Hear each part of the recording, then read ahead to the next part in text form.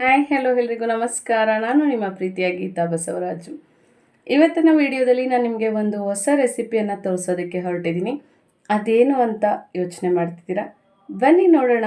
ಮೆಣಸಿನ ಪುಡಿ ಚಿತ್ರಾನ್ನವನ್ನು ಹೇಗೆ ಪ್ರಿಪೇರ್ ಮಾಡೋದು ಅಂತ. ಮೊದಲಿಗೆ ಇದಕ್ಕೆ ಏನೇನೆಲ್ಲ ಸಾಮಗ್ರಿಗಳು ಬೇಕಾಗುತ್ತೆ, ಹಾಗೆ ಮಾಡ್ತಕ್ಕಂಥ ವಿಧಾನ ಹೇಗೆ ಅನ್ನೋದನ್ನು ಈ ವಿಡಿಯೋದಲ್ಲಿ ನೋಡ್ಕೊಂಡು ಬರೋಣ ಬನ್ನಿ. ಮೊದಲಿಗೆ 7 ಈರುಳ್ಳಿಗಳನ್ನ ತೆಗೆದುಕೊಳ್ಳಿ. ಇದನ್ನು ಮಧ್ಯಕ್ಕೆ ಭಾಗ ಮಾಡಿ ಸಣ್ಣದಾಗಿ ಹಚ್ಚಿಟ್ಕೊಳ್ಳಿ. ಅಂದರೆ ತುಂಬ ಸಣ್ಣದಾಗಿ ಬೇಡ, ಉದ್ದುದ್ದಕ್ಕಿರಲಿ. ಇದು 2 ಪಾವು ಅಕ್ಕಿಗೆ ನಾನು ಗೊಜ್ಜು ಹೇಳ್ತಿದ್ದೀನಿ. 2 ಪಾವು ಅಕ್ಕಿ ಹಾಕಿದ್ದೀನಿ. ಈರುಳ್ಳಿಯನ್ನು ಹಚ್ಚಿಟ್ಕೊಂಡಿದ್ದೀವಿ. ಒಂದು 6 ಒಣಮೆಣಸಿನ್ಕಾಯಿ, ಸ್ವಲ್ಪ ಕರಿಬೇವು, ಹಾಗೆ 1 ಕಪ್ ಆಗೋಷ್ಟು ಕಡಲೆಬೀಜ, 1 ನಿಂಬೆಹಣ್ಣು ಗಾತ್ರದಷ್ಟು ಹುಣಸೆಹಣ್ಣು, ಸ್ವಲ್ಪ ಮೆಣಸಿನ ಪುಡಿ, ಅಂದರೆ ನಾವು ಸಾಂಬಾರಿಗೆ ಪುಡಿ ಮಾಡ್ಕೊಂಡಿರ್ತೀವಲ್ವ, ಸಾಂಬಾರು ಪುಡಿನೇ ಸಾಕು. ಈಗ ಎಲ್ಲ ಸಾಮಗ್ರಿಗಳು ಸಹ ಸಿದ್ಧ ಆಗಿದೆ. ಹುಣಸೆ ಹಣ್ಣನ್ನು ಸ್ವಲ್ಪ ಹೊತ್ತು ನೀರಿನಲ್ಲಿ ನೆನೆಸಿಟ್ಬಿಡಿ. ಈಗ ಒಗ್ಗರಣೆಗೆ ಬಾಣಲೆಗೆ ಸ್ವಲ್ಪ ಎಣ್ಣೆ ಹಾಕಿದ್ದೀನಿ. ನಾನು ಡಿಟಾಕ್ಸ್ ವಾಟರ್ ಮಾಡ್ತೀನಿ, ಅದು ಕೂಡ ರೆಡಿ ಆಗ್ತಿದೆ. ಒಂದು ಕಡೆ ಅನ್ನ ಕೂಡ ರೆಡಿ ಆಗ್ತಿದೆ. 3 ಕಡೆನೂ 3 ಐಟಮ್ಸ್ ರೆಡಿ ಆಗ್ತಿದೆ. ಈಗ ನಾವೇನು ಮಾಡೋಣ ಅಂತಂದರೆ, ಮೊದಲಿಗೆ ಎಣ್ಣೆ ಕಾದ ನಂತರ ಕಡಲೆ ಬೀಜವನ್ನು ಕರಿದು ಸಪ್ರೇಟಾಗಿ ಇಟ್ಕೊಂಡ್ಬಿಡಿ ಒಂದು ಬೌಲಲ್ಲಿ. ಇದು ಸ್ವಲ್ಪ ಗೋಲ್ಡನ್ ಫ್ರೈ ಆಗಲಿ, ಇಲ್ಲಾಂದರೆ ಹಸಿ ಸ್ಮೆಲ್ ಹಾಗೇ ಇರುತ್ತೆ.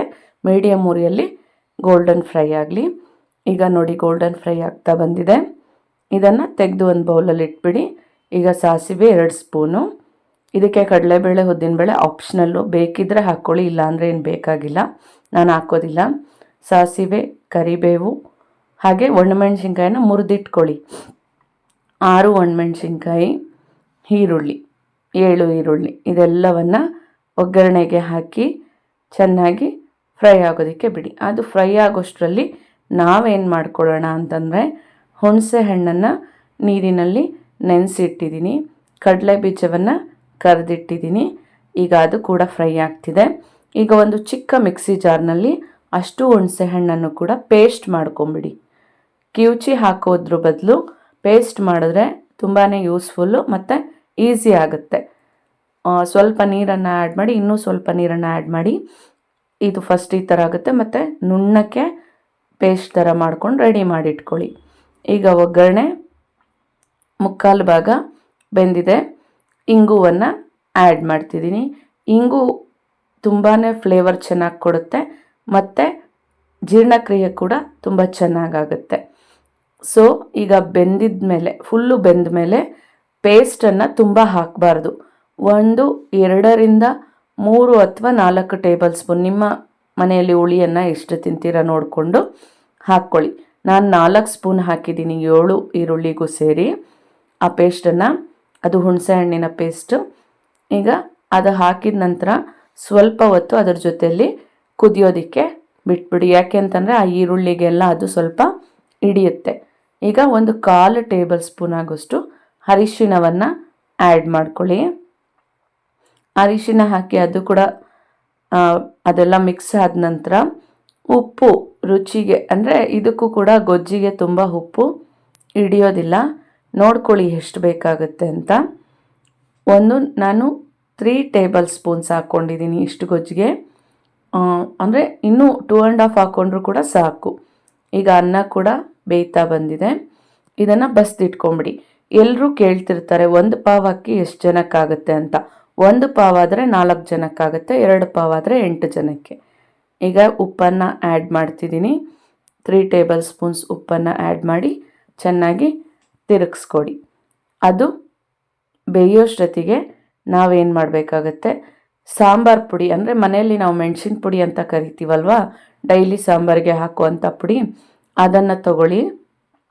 ಅದು ಕೂಡ ಅಷ್ಟೇ, ಒಣಮೆಣ್ಸಿನ್ಕಾಯಿ ಹಾಕಿರೋದ್ರಿಂದ ಸ್ವಲ್ಪ ಖಾರ ಇರುತ್ತೆ. ಇದನ್ನು ಒಂದು 3 ಟೇಬಲ್ ಸ್ಪೂನ್ ಅಲ್ಲ, ದೊಡ್ಡ ಸ್ಪೂನ್ನಲ್ಲಿ 3 ಸ್ಪೂನ್, ಈ ಥರ ಹಾರ್ಲಿಕ್ಸ್ ಸ್ಪೂನ್ ಎಲ್ಲ ಬರುತ್ತಲ್ವ, ಅದರಲ್ಲಿ 3 ಟೇಬಲ್ ಸ್ಪೂನನ್ನು ಹಾಕ್ಕೊಳ್ಳಿ.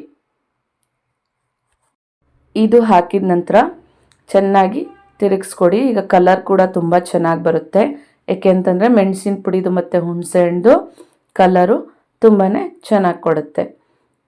ಈಗ ಇದು ಕುದಿಯೋಷ್ಟೊತ್ತಿಗೆ ನಾವೇನು ಮಾಡಬೇಕಾಗತ್ತೆ ಅಂತಂದರೆ ಅನ್ನವನ್ನು ಬಸ್ದಿಟ್ಕೊಂಡ್ಬಿಟ್ರೆ ಮತ್ತು ಹಾರು ತೆಗೆದ್ರೆ ನೀರು ಸ್ವಲ್ಪ ಆ್ಯಡ್ ಮಾಡಿ, ಏಕೆಂದರೆ ಅದು ಕುದಿಯೋದಕ್ಕೆ ತುಂಬ ಗಟ್ಟಿ ಇರುತ್ತೆ.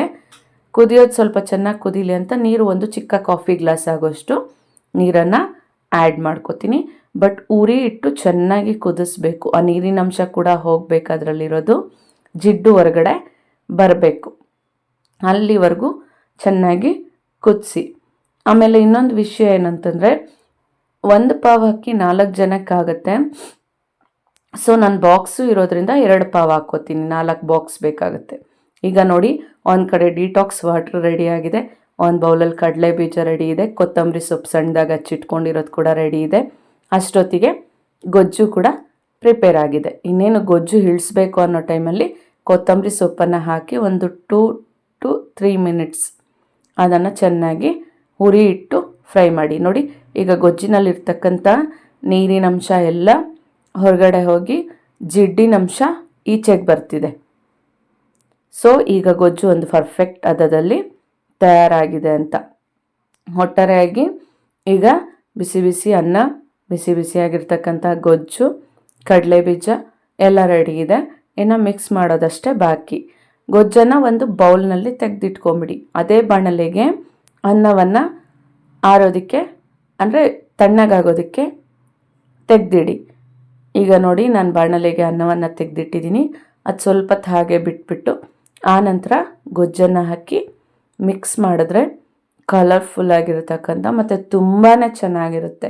ಇದೇ ಥರ ಹುಳಿಕಾಳದನ್ನು ಮಾಡ್ತೀವಿ, ಬಟ್ ಅದಕ್ಕೂ ಇದಕ್ಕೂ ತುಂಬ ಡಿಫ್ರೆನ್ಸ್ ಇರುತ್ತೆ. ಒಮ್ಮೆ ಟ್ರೈ ಮಾಡಿ ನೋಡಿ, ರುಚಿ ತುಂಬಾ ಚೆನ್ನಾಗಿರುತ್ತೆ. ಹಾಗೆ ಎಲ್ರಿಗೂ ಕೂಡ ಇಷ್ಟ ಆಗುತ್ತೆ. ಸೊ ನೀವು ಕೂಡ ಟ್ರೈ ಮಾಡಿ ರುಚಿ ಹೇಗಿತ್ತು ಅಂತ ಕಾಮೆಂಟ್ ಬಾಕ್ಸಲ್ಲಿ ತಿಳಿಸಿ. Thank you. ಬಾಯ್. ನೋಡಿದ್ರಲ್ಲ ವೀಕ್ಷಕರೇ, ಮೆಣಸಿನ ಪುಡಿ ಚಿತ್ರಾನ್ನವನ್ನು ಹೇಗೆ ಮಾಡೋದು ಅಂತ. ಇದು ಟೇಸ್ಟ್ ಮಾತ್ರ ತುಂಬಾ ಚೆನ್ನಾಗಿರುತ್ತೆ. ನಾವು ಹುಳಿ ಖಾರದನ್ನ ಅಂತ ಮಾಡ್ತೀವಿ, ಸ್ವಲ್ಪ ಅದೇ ಟೇಸ್ಟ್ ಕೊಡುತ್ತೆ. ಆದರೆ ಅದಕ್ಕಿಂತ ಒಂಚೂರು ವಿಭಿನ್ನ ರೀತಿಯಲ್ಲಿ ತುಂಬಾ ಸುಲಭವಾಗಿ ಮಾಡ್ತಕ್ಕಂಥ ಒಂದು ರೆಸಿಪಿ ಆಗಿದೆ. ಸೊ ನೀವೆಲ್ಲ ಕೂಡ ಇದನ್ನು ಒಮ್ಮೆ ಟ್ರೈ ಮಾಡಿ ಟೇಸ್ಟ್ ಹೇಗಿತ್ತು ಅಂತ ಕಾಮೆಂಟ್ ಬಾಕ್ಸಲ್ಲಿ ತಿಳಿಸಿ.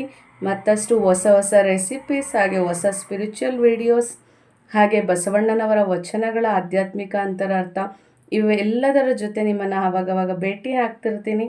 ಅಲ್ಲಿವರೆಗೂ ನಮ್ಮ ಚಾನಲ್ಗೆ ನಿಮ್ಮ ಪ್ರೀತಿ, ಸಹಕಾರ, ಸಪೋರ್ಟ್ ಹೀಗೆ ಇರಲಿ. ಅಲ್ಲಿವರೆಗೂ take care. Thank you. Bye.